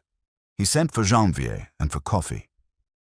The knock came quickly, one brisk tap, and Janvier entered with the eager stiffness of a man who has kept his news balanced all the way from the street. "He's awake," Janvier said. "Junet." I waited at the cafe and followed him when he came down. He ate bread without tasting it. He watched the door. He looked like a man who expects a blow that does not arrive. I told him we wished to speak with him at the quay. He asked if he had a choice. I told him, of course, he had a choice. Janvier's mouth twitched. He came anyway. "Bring him," Maigret said. They put him not in an interrogation room, but in Maigret's office, where the walls were yellowed by years of pipes and the window offered the river to those who could not meet his eyes. He was as Janvier had described, broad but slack, a strength softened into heaviness, the umbrella patched with careful stitches. His hands were large and uncertain. There was, in the angle of his shoulders, the memory of pride. "You are comfortable there?" Maigret asked, as though offering a chair in his kitchen. "It is your chair," the man said, not unkindly. His voice had the rasp of a smoker who has begun to ration his tobacco. "We speak quietly here," Maigret said. "It helps." Silence shaped the room. A clerk coughed in the corridor. Somewhere a telephone rang and stopped. The river moved its slow length behind the glass. "You ruined me," the man said suddenly, surprising himself with the plainness of it. He looked not at Maigret, but at a stain on the carpet. "Not you." "Him." D'Harcourt. The name faltered, and he steadied it. The report. The refusal. "They said I set the fire myself. Why would I burn what I had built with my hands? A lathe does not grow on a tree. I had apprentices. I had orders on the books. He came with his neat tie and his little notebook, and he found all the things that prove any man guilty if you are bent on it. Solvent rags. An open window, a wire blackened in a way that pleased him. He had never owned a workshop, I think. He had never known how things look when the day is over and you have more fatigue than caution. Maigret let the smoke curl from his pipe before he spoke, though he had not yet lit it. "You think he wished to find you guilty?" "No." The answer came too quickly to be anything but sincere. "I think he wished to be right. And being right is easier if another man bears the wrong." He rubbed his thumb and forefinger together as if remembering the feel of ash. "At first I shouted in his face. Then I waited for him in doorways. Then I wrote letters. They have them, those letters, at the office. Threats. Please. I am not proud. When you have nothing left, your pride is another thing you cannot afford." "And yesterday?" Maigret said as if asking for the time. "Did you see him?" The man's eyes moved to the window and clung to the river as if a current ran through the glass. "He came to me," he said at last. "In the afternoon." He brought the briefcase. "In Belleville." "In my room. The concierge will have told you. She smells of vinegar and thinks every man is a thief of rent." He knocked, twice, not 3 times, and when I opened, he stood like a man who has brought a dog to a house that does not allow animals. He asked to come in. I do not bring men into that room. It has only 1 chair and a bed that is older than my sorrow. But he stood in the door with the case. So I let him. What did he want? The man made a helpless gesture. To give me papers. A copy of the report. Letters from his managers. A new letter stamped yesterday, saying that even if there had been an error, which they did not admit, the claim was time-barred. He nearly smiled, a crooked, tired thing. Time-barred. As if a fire is a thing that can be told to wait its turn, and only papers. He had money, the man said, and the word was both contempt and longing. From his own pocket, he said. Not charity, Monsieur Jeunet, only a way to breathe while we see what can be done. He said he had written again to his superiors that he feared he had been too harsh in his conclusions. He said this was the foolish part, that he could not sleep, thinking of me. He put the envelope on the table and placed the papers beside it so the envelope would not blow away in a wind that did not exist. He spoke very quietly, as if there were a woman asleep in the next room. There is no room, there is only the room. I told him to take back his money. He did not move his hand. Did you strike him? The man blinked as if brought back from somewhere farther than Belleville. No. What would be the use? I spoke ugliness, that is all. He listened to it as if it were a confession and not an insult. He asked me to meet him by the canal in the evening. He said perhaps we would walk and talk like 2 men who do not wish to be overheard. He said a name. Yours. He said if all else failed, he would ask you to listen. Maigret did not look up. He fished for a match with the careful clumsiness of big fingers in a small pocket. You went? Yes. I am not a man to refuse a last word. At what hour? Near 9. It was raining and then it was not. He came late. He had no umbrella. He looked older than he had in the afternoon. There was no coat on his kindness now. It showed through, raw and foolish. He held the briefcase like a man holds a child he is afraid to drop. "And the water," Maigret said, and the word landed gently between them. The man breathed once, a sound like a tired bellows. "He told me he had gone to your post." It was closed. He knocked 3 times like a man who has read a book with rules in it. He spoke of his wife as a man speaks when he knows a word will break if he says it twice. He said he had written a letter, and then he said he should not have. He said all the right things, Chief Inspector, and none of them made the world different. I told him what a lathe costs. I told him what a man becomes when his apprentices leave and will not meet his eyes in the street because they cannot afford his shame. He said he was sorry. He said it twice. Then he stepped to the edge. He stopped. The room grew smaller by half. "Did you touch him?" Maigret asked. He did not lean forward. He did not sharpen his voice. He watched the big hands, the blunt nails, the way a thumb worried at a seam in the umbrella cloth. "No," the man said, and in the denial there was no triumph. "I did not push him. I am not a murderer. He slipped or he stepped. I will not swear for him." The stone was slimed. He wore good shoes with soles that do not forgive a mistake. He turned to say something. I cannot tell you what. The rain spoke too, and then he was not in the place where he had been, and then the water was making of him a thing without intentions. I stood. I did not call. There were men nearby. The lock-keeper has ears. The water had him. When bodies move that way, you know there is little you can do except become the second body. I stood, and I hated him for making me watch. "And the briefcase?" "It was on the bench," he said dully. "I took it. I do not know why. Out of spite, perhaps. Or because he had looked at it as a man looks at a fate. I carried it home under my arm like a thief of his own future. It is in my room. I did not open it. I did not want to know what manner of paper would absolve a dead man. They sat in the same air a while. The river kept on. A drop of water ran down the outside of the window like a slow tear.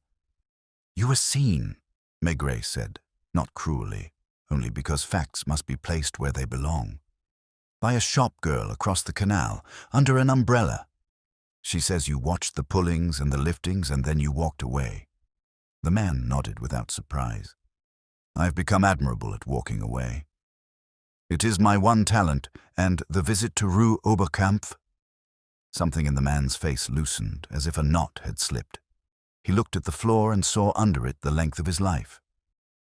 "I went there later," he said, "after I had put the case by the wall and sat on the bed and watched the wall not move. I went because I wanted to see the room of a man who sleeps after ruining another. I wanted to see the wife who irons his shirts. I wanted to see if there was a clock that kept time for such a man." The concierge on his floor opened her door like a spy and closed it again. The wife did not come out. I stood in the corridor, and then I left. It is a poor thing to admit. Spite that has nowhere to put itself. You did not slip the letter under the door. "What letter?" "Never mind," Maigret said. He did not explain a widow's dawn. He looked at the heavy hands again. "You will bring me the briefcase," he said, not as an order, but as the next right act in a line of wrong ones. The man nodded. "I will bring it.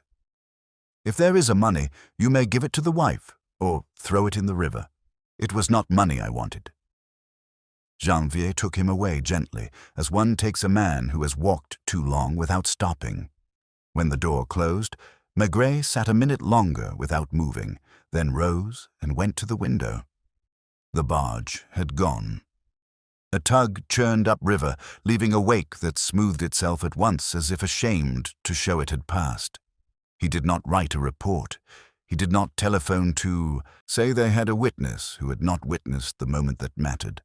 He put on his coat again and went out. The air was cool and smelled of a morning that was trying for neutrality and not quite succeeding. Belleville, at that hour, had the exhausted brightness of cheap cafes and pavements scoured one time too many. The concierge stared at him through lace like a cat through leaves. The room upstairs was as the man had said: bed, chair, table, briefcase. It sat against the wall with an air of having decided to be patient. Maigret touched the handle. The leather was cracked where a hand had carried it too long without rest. He opened it without drama. Inside were the papers, the report in carbon, the letters thick with phrases that oiled conclusions, the new stamped refusal that tidied the whole thing with a line of legal thread. Underneath, an envelope unsealed, thin with banknotes. Not much. Enough for a week of rooms and bread and the thought that perhaps next week would think for itself.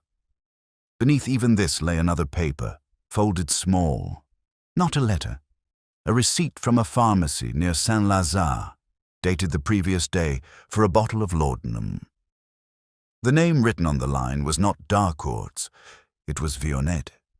He felt the day alter very slightly, the way a room feels different when a window has been opened in another part of the house.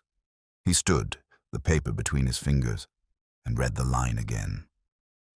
The ink had bled a little where the clerk's pen had hesitated on the glossy receipt.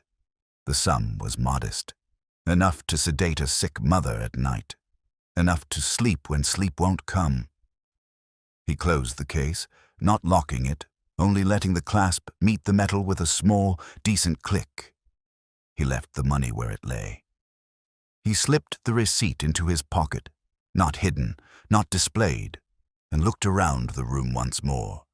There was a cup with a ring of brown at its bottom, a spoon resting on a saucer with a hairline crack, a jacket on a nail that sagged as if it had been asked to hold too much for too long.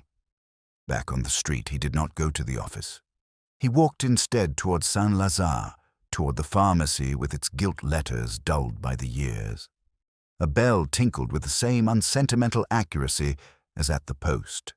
The chemist had a face that had learned to listen to symptoms without comment. "Yesterday," Maigret said, and showed the receipt. "Who brought this?" The chemist looked at the paper, and then at the source of the voice. He considered the request not as an intrusion, but as the continuation of a profession that sometimes connected to another. "Mademoiselle Vionnet," he said. "She comes often." For her mother, she seemed hurried. No more than usual. Tired, perhaps. At the counter, she realized she had not enough. She turned to a gentleman behind her and asked if he could spare 10 francs. He gave it. She thanked him too much.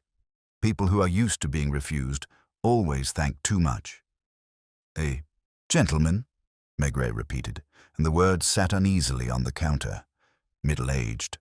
Respectable coat, tidy tie, shaved poorly. The chemist's eyes flickered. "I did not notice his cheeks." He held his hat in both hands. He left when she did. I have seen them together once or twice. He waited outside while she chose a cough mixture. He was not impatient. Some men wait as if their time is greater than the time of others. He was not that sort. "Merci," Maigret said. He stood a long minute on the pavement outside, pipe in his mouth unlit, the receipt warm in his pocket. The street had the busy anonymity of that quarter near the station. Faces were collections of features without names. He saw none of them. He saw a woman at a window straightening a stack of files with hands that trembled, and a man beside her who placed his pen with too much care. A wife in a kitchen holding a handbag like an animal that might bolt. A ruined man carrying a case because he could not carry the weight, and under an umbrella by a canal, a figure who had learned to stand very still because stillness is sometimes the only dignity left. He walked back toward the river because the river gave him a place to put all that people could not. The day had shifted, yes, but not yet declared itself. He would go to Mademoiselle Vionnet next, not to accuse, only to be there while she decided whether to speak. He would sit. He would let the room fill with his silence until what was unsayable found its own shape. The Seine slid on, fat and indifferent, and a thin sun tested the back of the rain. In the middle distance, a barge horn sounded, long and low, like a thought that had been trying for days to form a sentence. He did not go to the quay. He walked to the street where Mademoiselle Vionnet lived, a steep bit of Paris that smelled faintly of starch and stew, with balconies that leaned out to watch the lives below them. The concierge, a woman with the sorrowful mouth of one who counts stairs for a living, told him the mother slept badly and that visitors should speak low. He climbed, his hand on the cool rail, and paused at the landing to catch the feeling of the place. Cabbage, carbolic, boiled linen, the whisper of slippers on worn boards. When he knocked, it was not 3 times, only once, and then patience. The door opened a crack, then wider. She held a finger to her lips and led him into a small room that had made a compromise with order. A bed, a narrow table with a cloth turned yellow at the edges, a chair by the window. On the table were a cup, a spoon, a brown bottle with a glass stopper. The air carried the sleep-sweet tang of laudanum, faint but present, as if the room had been drowsing and would prefer to go on with it. "My mother," she whispered, tilting her head toward the closed door beyond. "She dozes in bursts. If we are quiet, she will believe the world has paused for her." He nodded. He did not sit. He stood near the table and looked at the bottle without looking at it, the way one looks at a clock in a sick room. He drew from his pocket the folded slip from the pharmacy and set it beside the glass stopper. "You were short by 10 francs, he said gently. Color rose and fell in her cheeks, like someone turning a small lamp up and down. "I had miscounted," she said. "I counted again and the numbers were still wrong. Henri, was behind me. He gave it and said nothing, as if the money had been sitting in my palm all along. I thanked him too much, I know." The chemist noticed. "One becomes grateful in ways that embarrass the healthy. You saw each other yesterday, then," he said, as though confirming the day of the week. She nodded. At noon, and again later, he brought me a file to copy, said the manager pressed him, that there were forms that wished to be filled whether the truth fit them or not. He looked not frightened exactly, hollowed out, the way a loaf looks when someone has cut the soft center and left the crust standing. There was a quiet in her that he recognized, the quiet of those who have learned that words used too quickly. Bruise. He kept his own voice low, the tone he might use to ask Madame Maigret if the stove was off. "You slipped the letter under his door last night." Her head dropped in a small, decisive movement. "Yes, he gave it to me to post. It was addressed to his wife, and I could imagine the postman taking a different street, the rain smearing the ink, the delay of a day that is, in such matters, a lifetime. I left the office late and took the tram to Rue Oberkampf. I did not ring. I slid it under the door and left. I did not want to see her. I am not proud of that." She glanced up at him, almost defiant. He had written that he would knock 3 times at dawn, and I thought, foolishly, that if the letter were already there, she would hear more quickly. "The neighbor saw a man at 10, he said. She looked surprised and then, slowly, ashamed. That was not me. I went later, after midnight. I walked as if walking could correct the hour he let the admission sit. He asked you to meet him by the canal."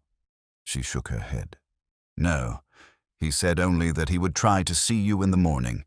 He spoke your name as if it were a place where a man could be quiet without being abandoned.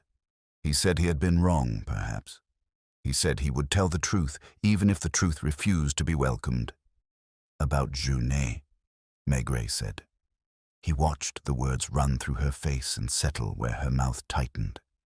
Yes, he had begun to doubt his report. He did not say, "I lied." He said, "I chose the facts that made sense to a man who needed them to make sense." He told the manager this. The manager told him that companies do not change their mind because a clerk has slept badly. "What is the manager's name?" he asked. Not because he could not have learned it elsewhere, but because he wished to hear which syllables she would choose. "Bréant," she said. "Short, heavy, meticulous. He keeps his nails too clean for a man whose work dirties other men's hands." He came to the office yesterday afternoon and closed the door with Henri for a long time. When Henri came out, he looked older in a way one does not from arguing but from agreeing to something one hates. She lifted the glass stopper and set it down again, the small chime it made seeming to please the room. "He sat where you stand," she went on, almost whispering now, as if a memory could hear. "He said he would take a few drops to steady himself. I told him it was for my mother. He smiled, oh, it was a poor smile, and said, 'Then it soothes the guilty and the innocent alike.' He did not take any. He held the bottle and then put it down as if it was something that might remember being held." The closed door behind her creaked faintly. A cough, dry and thin, scratched the air once and stopped. She did not move. They waited. The sound did not come again. "Did you love him?" he asked, the same question he had asked in daylight with colleagues around them, but here, in the room that smelled of tea and narcotic, it had a different weight. Her eyes filled in a way that was not spectacle. "I loved that he listened," she said simply. "When one has a sick mother and a stack of forms and days that fold on themselves, a man who listens becomes more than he is. I would have taken the smallest piece of his life and counted it feast. He never offered it.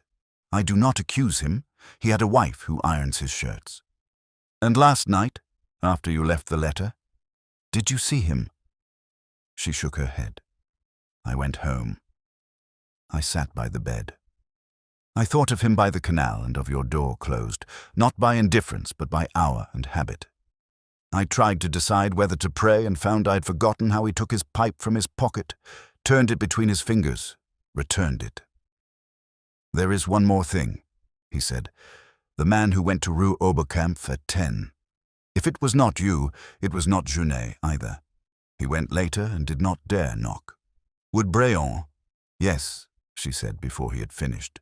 "He would go and say a thing that would feel like a favor. He would say, 'Let us be practical, Monsieur d'Harcourt. Think of your wife. Think of your pension. We cannot all be saints. Keep to what has been decided, and tomorrow there will be a new file to think about.' He would stay only a few minutes. He does not like the smell of other people's kitchens."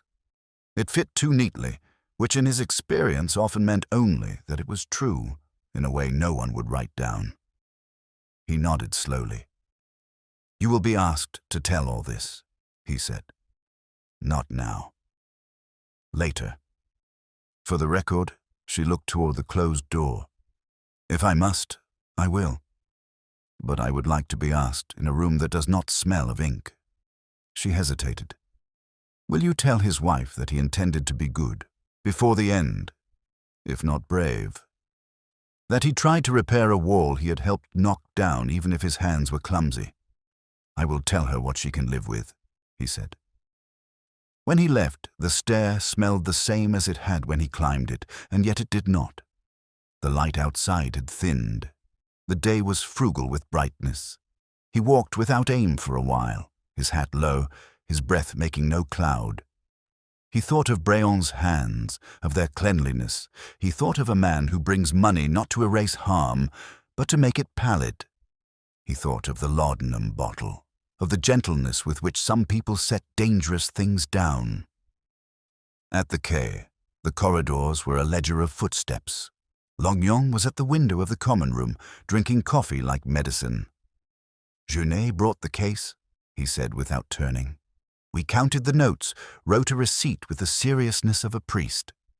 He looked relieved to be lighter by one object. "We sent him away with a caution, and he wore it like an old coat." Maigret grunted softly. In his office, he opened the briefcase again, not to discover anything but to confirm the texture of what he already knew. The stamped refusal lay where it had lain.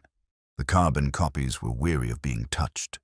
He took out one sheet and held it to the light.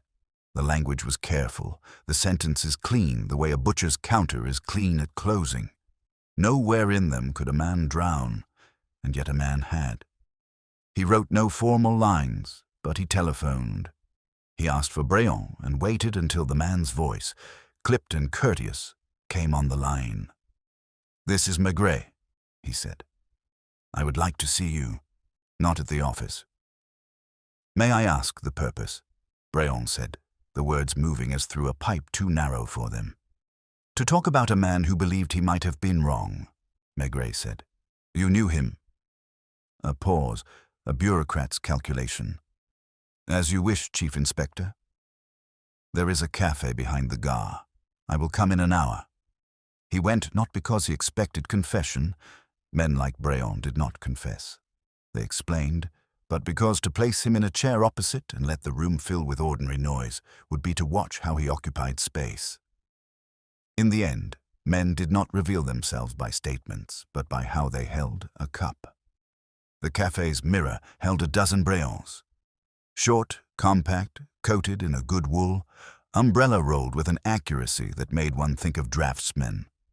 He took off his gloves, finger by finger, as if undressing a thought. I regret the tragedy, he began. We all do. D'Harcourt was a diligent fellow, sensitive, perhaps too much so for work. That is, by nature, indifferent. He folded his gloves. It is our task to be indifferent. Otherwise, justice would be a matter of tears. Maigret stirred his coffee and let the spoon rest. You went to his apartment last night. Breon did not start. He arranged his features in a composition that did not include surprise. I did. I went to discourage a gesture that would have harmed him. He had written to his wife. He asked a colleague to post it. I thought it best to persuade him to let the night temper him. Husbands often do not think of wives when they think of their conscience. You stayed a few minutes, Maigret said. You told him to think of his pension. I told him to think of practicalities. The world does not bend for private scruples, Chief Inspector. If every clerk who feared he had misjudged a case unstitched his work, we should be naked in a week. And when a man is ruined by the stitch, Breon's mouth made the shape of regret. We are not God. We do not see fires as they begin. We look at ash and choose between versions. It is distasteful, but the company cannot exist on charity. The premiums of many cannot be poured into the pockets of one merely because his eyes make us uncomfortable. He finished his coffee with small sips that had no pleasure in them, laid exact coins on the saucer, and rose. If you require a statement, I will have one prepared. It will say what I have said, but with the commas in their places. He left a wake of correctness behind him. Maigret watched the place where he had been, and then the door through which he had gone. He did not follow. He ordered a Calvados and did not touch it. The air in the cafe had its evening density now. Voices thickened, chairs scraped. He thought not of office men, but of the bench by the canal where a case had rested while a man tested his feet against slime. He returned home late. The kitchen was warm. Madame Maigret was shelling peas into a bowl with a dry, companionable ticking. She looked up at his face and made a small place for his hat on the sideboard as if to anchor him. He ate without much conversation. When he told her that men sometimes drown in words without water, she nodded and said, "Take your boots off, they are wet." He sat later by the window with his pipe. The day had not ended anything, but it had removed what was spectacular from it. There would be a report that mentioned a witness who had not pushed, a manager who had advised caution, a wife who had been loved within limits, a colleague who bought laudanum for a mother and thanked too much. Somewhere in Belleville, a man would sleep without a briefcase in the room. Somewhere near Saint-Lazare, a woman would prepare a dose, count the drops, and not add any for herself. He watched the rain begin again, a finer thread this time, and imagined Henri knocking 3 measured times on a door that did not open because the hour was wrong, and the world moves by habits. He imagined, too, a morning when someone would open at the first knock, not because they were wiser, but because they happened to be near the latch. It was not justice. It was the sort of mercy the city sometimes managed by accident. He let the pipe go out in his mouth. The bowl cooled. He did not relight it. The Seine, somewhere, beyond the houses, turned in its sleep and went on. The quay was quiet that morning, a pale sun striking the river and making it look less like a grave and more like a sheet of beaten metal. The city had moved on. Trams clanged, market stalls unfolded, children called to one another in the courtyards. In Maigret's office, the case papers lay in a file no thicker than a man's hand, yet it carried a weight that did not lessen when closed. Henri d'Harcourt's widow had come once more, a small figure in her black coat to collect what was hers, the envelope of banknotes, the ring, the hat placed gently on the table. She did not weep. She listened while Maigret told her that her husband had suffered under the burden of a judgment he feared was unjust, that he had tried, in his clumsy way, to repair it, that he had thought of her to the last. She nodded, her lips pressed tight, and said only, "He was a good man, even when he doubted himself." When she left, the office seemed emptier than before. Mademoiselle Vionnet was never accused of anything. She continued to walk to the office each morning, her mother's medicine in her handbag, her face pale but composed. She spoke of d'Harcourt only once to a colleague, in a tone that suggested memory was both treasure and wound. As for Junet, he brought the briefcase as promised. No charge was made. He was not innocent, but neither was he guilty. He was simply a man ruined by fire, standing at the edge of another man's conscience. He left the quay lighter, though nothing in his life was repaired. And Bréant, the manager with his 2 clean nails, returned to his desk, to the policies and the claims, to the sentences that ruined and excused with equal neatness. He would not be punished, for men like him rarely were. The world had no mechanism for it. He lived on, his umbrella rolled tight, his commas always in their place. When the file was closed and pushed to the corner of the desk, Maigret sat with his pipe, staring at the pale gleam on the Seine. There had been no crime solved, not in the way the newspapers liked.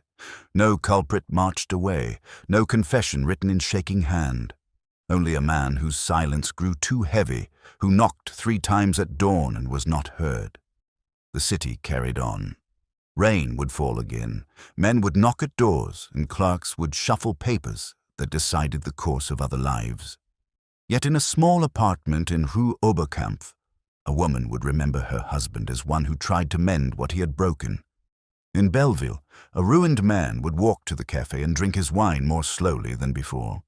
And at an office desk, a woman with tired hands would still copy forms, her heart carrying an absence like an unposted letter. Maigret finished his coffee, cold now, and rose. There was no satisfaction in him, no triumph, only the weary knowledge that he had, once again, stood close enough to human misery to feel its warmth, and that he had done what he could, which was to listen and to understand and to let silence speak where words had failed. Outside, Paris went on under the pale sun, its streets slick with the memory of rain. The river moved, indifferent, carrying with it all that the city wished to forget.